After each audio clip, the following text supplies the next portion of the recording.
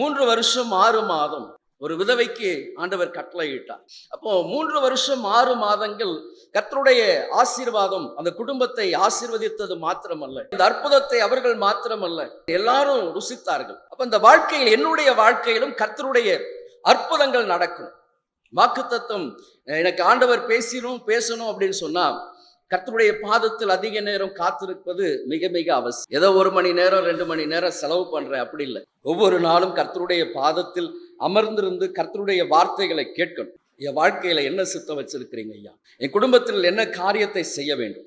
என் பிள்ளைகளுடைய வாழ்க்கைக்கு நான் என்ன செய்ய வேண்டும்? நான் வேலைக்கு போகிறேன், இந்த வேலைக்கு நான் என்ன காரியத்தை செய்ய வேண்டும்?